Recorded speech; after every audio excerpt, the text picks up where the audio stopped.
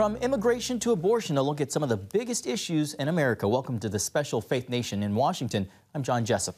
Well, Culberson County sits along the easternmost section of Texas near the Panhandle, known as a hub for human trafficking and drug smuggling. CBN's Heather Sells took a ride along with a sheriff who enforces crime control there to see firsthand the extent of the crisis at the southern border. Culberson County is one of the Lone Star State's largest, 3 times the size of Rhode Island, and with just several thousand residents. Sheriff Oscar Carrillo says he knows why the cartels have begun to exploit it. It's all about geography. It means Culberson's border proximity and interstate highway makes the county a destination route for both human and drug smuggling. We got Mexico on the south end of the county. We have New Mexico on the north end of the county. We got major corridors coming through here. This is very treacherous terrain. You've got to watch your step out here. It's hot, there's wild animals, and it's remote, which is why it's become so popular with the cartels. They have no clue where they're at. They have no GPS. CBN News rode with Sheriff Carrillo to find out what makes the journey so dangerous. The migrants, often young men who've paid smugglers thousands, are typically dropped at the Rio Grande River. They are told to walk what could be days to a designated pickup spot along a highway. It just sounds like it's so organized. They've got a plan. To bolster their confidence before they attempt to navigate the desert, the smugglers give the migrants backpacks filled with water and cheap camouflage clothes. Still, hundreds are dying near the border each year. In 2021, the sheriff recovered 30 bodies, up from the normal 1 or 2. The main culprits, heat and dehydration. The day we joined him, a call came for another. We're going to put it in the back of my truck. This one, some 20 miles from Van Horn, the county seat. They have just recovered this body. It was likely out here for several days. It's so far been identified as a male who was born in 1994, and he does have some identification. So the hope is that they will be able to easily connect with family. He's got a crucifix. State law obligates the sheriff to investigate all deaths. That means examining the body and personal effects. It's a prayer. Later, on the edge of a road, Carrillo and his deputy transfer the body to an ambulance to begin the autopsy and notification of family in Guatemala. It's really also an index of desperation. El Paso-based analyst Dylan Corbett sees various reasons these migrants attempt to make it to the U.S. Worldwide, migration is up dramatically, thanks in part to the COVID pandemic.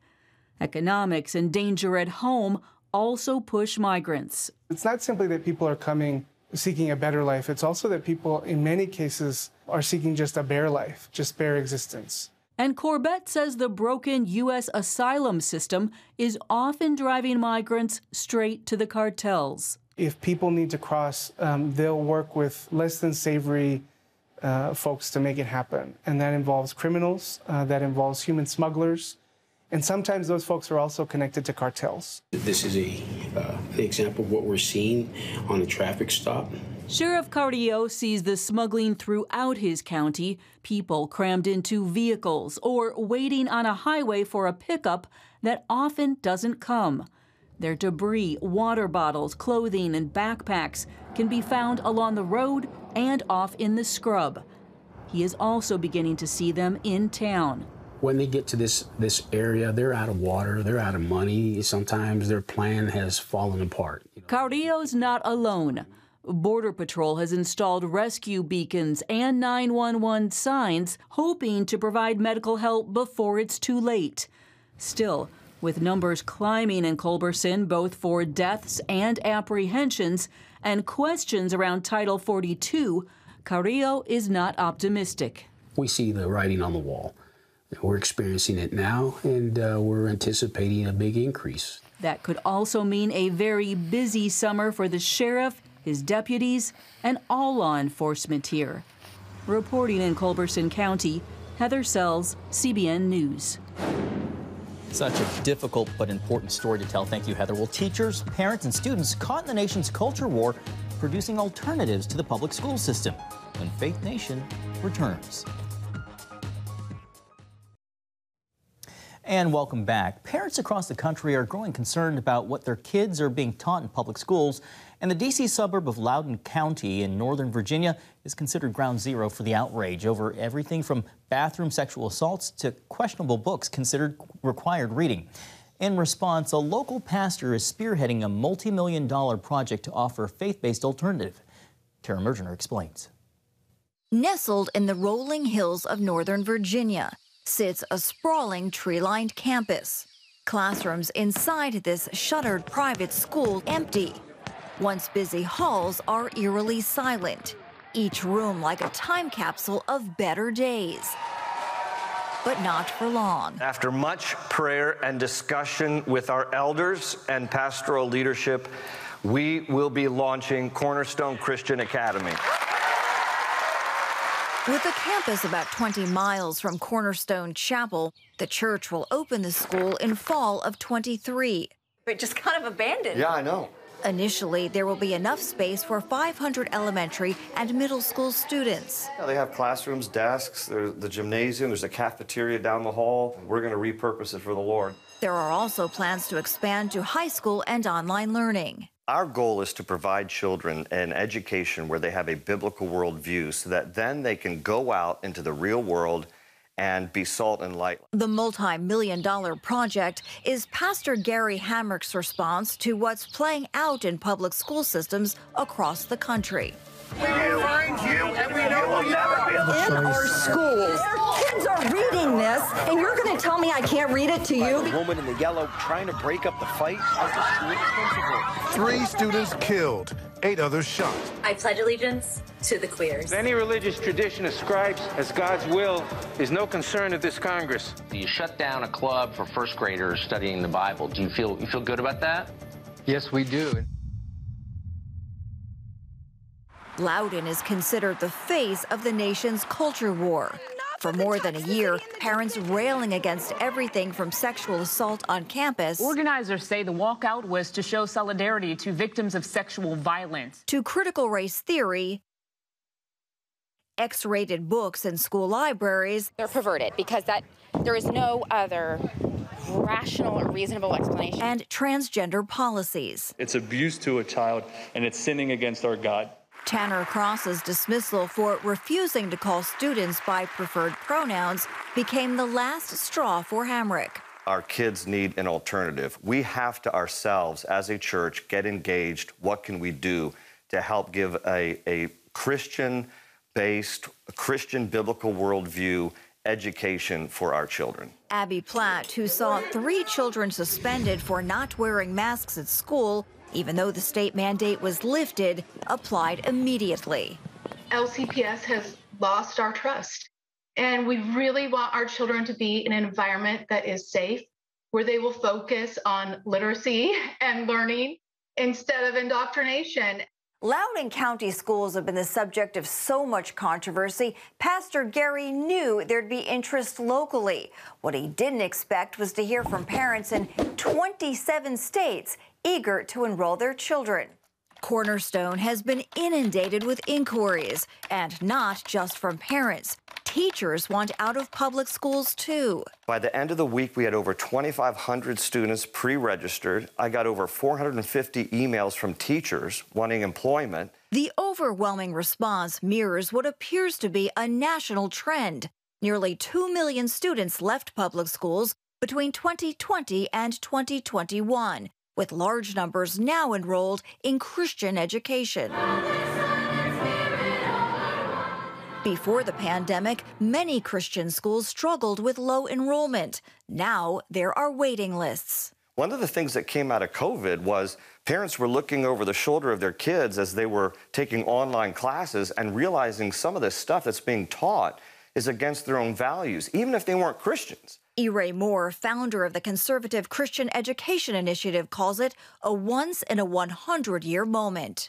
It awakened in people, many Christians in churches and some pastors, the desire and the recognition that it's our responsibility to provide the Christian education of our children, not the government. The Association of Christian Schools International, one of the country's largest networks, has seen double-digit growth since the pandemic hit. The Association of Classical Christian Schools has added some 10,000 students. The number of homeschoolers has doubled, and new Christian schools are popping up all over the country. We're seeing a resurgence in homeschool co-ops and hybrid homeschools and learning pods, and both churches and communities and even cul-de-sacs of people that are becoming very creative in what is good quality Christian value-based education. With many public schools mired in controversy, interest in Christian education is expected to keep rising. Do you think that this is part of a revival or part of an awakening of people because things have gotten so contentious? Yeah, it's definitely part of a revival that I hope sweeps across this nation in different ways, not just in terms of schools and education, but what is happening in our churches. The sleeping giant has been awakened, and parents begin to realize when their kids' future is at stake, we need to get involved. Like many church leaders, Hamrick believes Christian schooling is no longer a nicety, but a necessity. In Middleburg, Virginia, Tara Mergener, CBN News.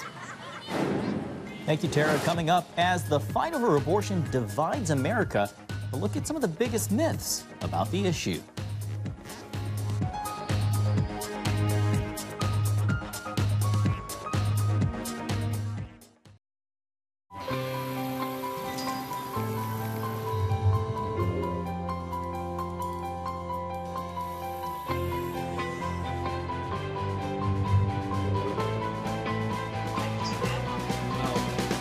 I am Region's first ROTC graduate student.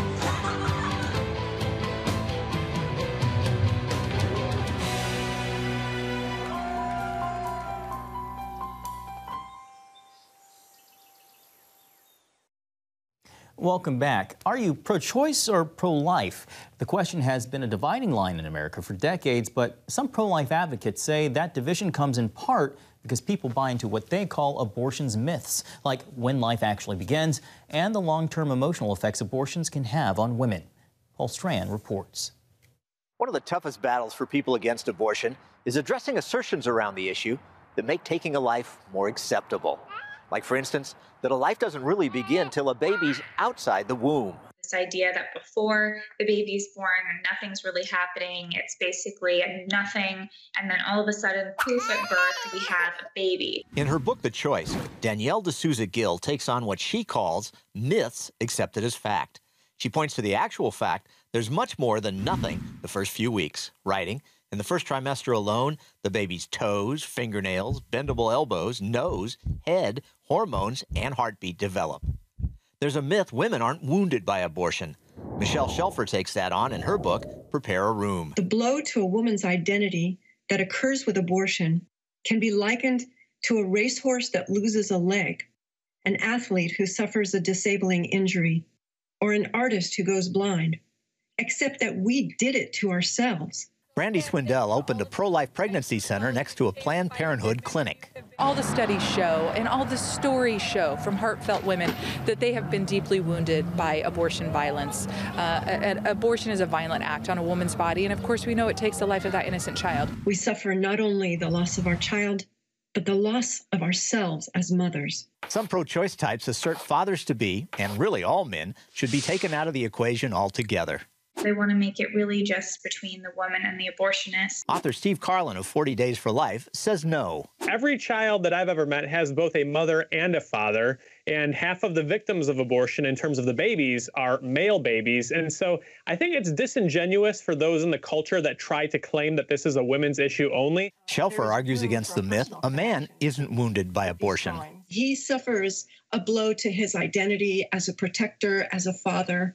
Those instinctive and bred in the bone identity issues are really assaulted when he steps back and allows his little one to be harmed. 69% of men want abortion legal, and 43% call themselves pro-choice.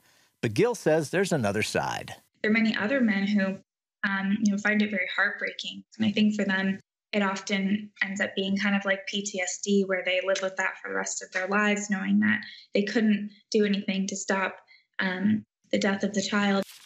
Gil writes about one of those named Carl. Even though he ended up paying for the abortion, it had a traumatic effect on him.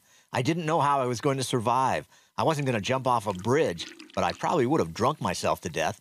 I've thought about what happened every day for the last 32 years. Shelfer, in her book, quotes Jim telling of numerous nightmares he's had about an abandoned woman and her daughter years after his girlfriend's abortion. Writing, I wake up from this recurring dream with feelings of shame and guilt. Sometimes I see the little girl from a distance and long to hold her. But I know that is not possible. She is hauntingly beautiful. Another myth is the unborn may be human, but they aren't persons with the rights all people naturally have. And this goes down to really their very existence and their very ability to live or die. In her book, she writes, this is the justification the Nazis used, claiming that Jews are humans but not persons. This is the justification used for slavery, claiming that blacks are humans but not persons. These authors all agree. If and when the falsehoods and myths are ripped away, society must then cope with the devastating truth that abortion takes the life of a person just as real as you are or I am. Paul Strand, CBN News, Washington. A safe haven for runaway slaves. We'll take you to the unlikely spot where thousands found refuge in their quest for freedom when Faith Nation returns.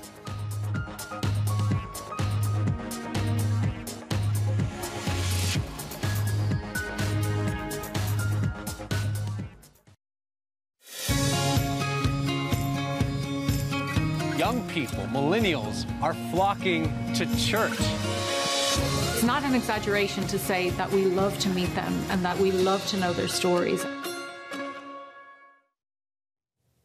And finally tonight, snakes, insects, flies, and thick cover. The Great Dismal Swamp is a thriving refuge for wildlife. But generations ago, it served as another type of sanctuary, a place of refuge for people desperate to escape the bondage of slavery. CBN's Charlene Aaron brings us the story. The Great Dismal Swamp once covered nearly 1 million acres between northeastern North Carolina and southeastern Virginia.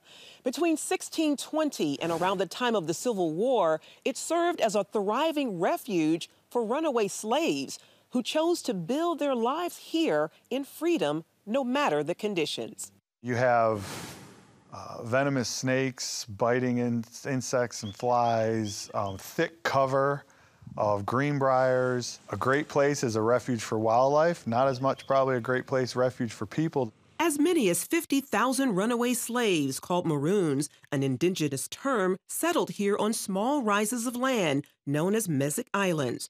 Chris Lowy manages the swamp's National Wildlife Refuge in Suffolk, Virginia. The amazing part about the escaped slaves living here in the swamp is that the conditions living in here were better for them than being enslaved. And that is, that is a difficult concept to understand today. They established hidden communities in these heavily treed wetlands, building cabins and possibly farming small plots of land. Researchers believe the former slaves fed their families by hunting deer, wild turkey, and other game, skills they may have learned from Native Americans who also sought shelter here. The runaways went to great lengths to keep their settlements secret due to fear of being captured by slave owners. Dr. Dan Sayers, an archaeologist at American University, has studied the Maroon Islands for more than 10 years. What I'm finding out there in the middle of the swamp is these big old cabin footprints and a fire pit and all this stuff that shows, that this is a really active landscape. And most, not to say all, most of the material culture or artifacts is stone. And it's and equally abundant is burnt sand and clay. Sayers realized he was on to a significant discovery. It'd be little pieces of clear glass. It'd be a couple white clay tobacco pipe fragments, some iron or metals fragments or little pieces. A smattering of nails, some lead shot, a couple gun flint chips. There's enough stuff artifacts. I was able to definitely feel and definitely know that this was of historic period. As a direct descendant of a slave who helped to build the Great Dismal Swamp, Eric Shepard shares a personal connection to this history. The story of the enslaved people that escaped the plantations and went and lived in the swamp was really, I guess, first introduced to me in the slave narrative of my ancestor Moses Grandy, where he was employed as a boatsman or waterman. Grandy traveled the swamp's canal and learned to navigate boats as logging operations and trade expanded at the site. He and other slaves dug the canal and several ditches by hand. As the swamp is today, yes, slave labor, those people have a permanent mark on the swamp as it is today. After arranging to buy his freedom, Grandy dictated his story, sharing about life as a slave and working in the swamp, never mentioning his interactions with escaped slaves living deep in the swamp. He had to still be mindful of when he shared his story, that it was you had to protect the people. It was a certain amount of secrecy. While many made the swamp their home, others saw it as just a stop on their journey north as part of the Underground Railroad. Dismal Swamp was a refuge.